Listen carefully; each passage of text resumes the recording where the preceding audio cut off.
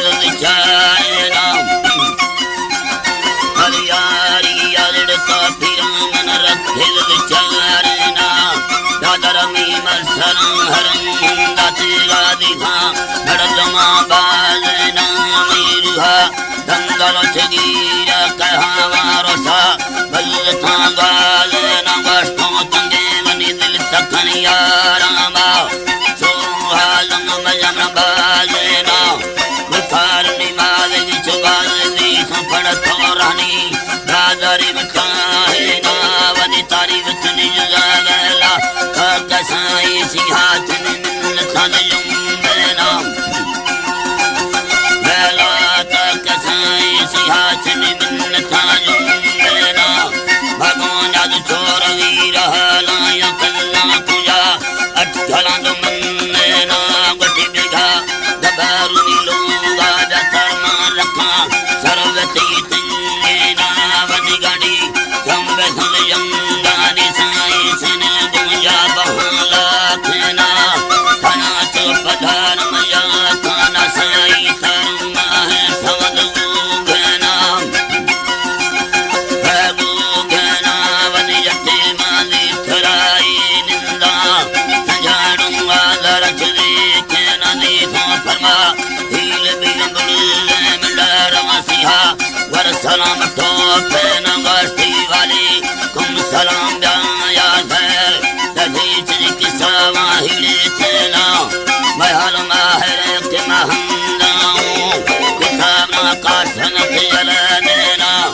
घड़े अधिकागन रखन मन लयों में चली बोल मुना चलड़ देना हैरा कांदे वनि चली बोल मुना चलड़ देना एदनी यथु आहनंद कासना तो साले दौड़ थी बेलिया मुझी दारे सनी दिली गो सनी रंगाना गोंदिया तालिया बेली वनि सूरती बंदाई जंगरुस्ता गजर दिखालिया जनी असी वनि पैठे गंद जोड़े था बाके वनि माल कदवास्तिया चारो हिया बुनच फिरता जला तो खुलस धरतिया इति इति बठन चाखाया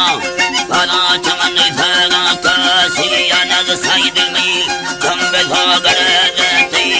हलोंगनी गुट्टा गंद पजड़िया खाली धड़ी चलड़ खाना खयाम वाली रवत डूटिया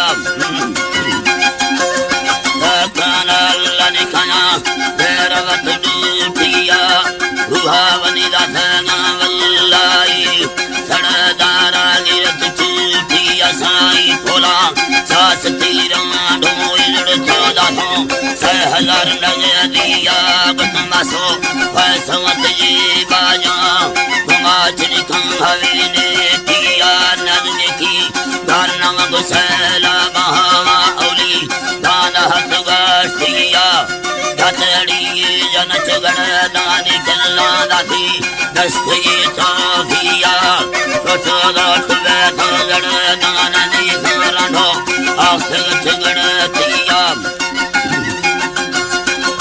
दानी धरनो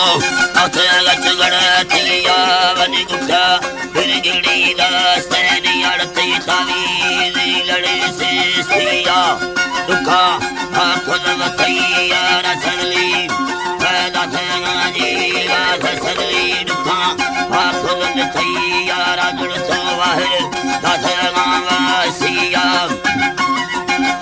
वनवासिया हरियका दक्षिणा घड़ी अजड़ तो लड़ी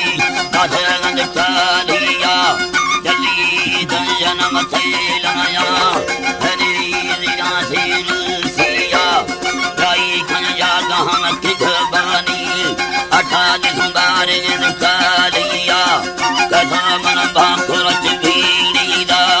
मल्लार चबुर सजदिया जगो वनि भाकुर साड़ा बीसत तली सज चाड़ से नोखिया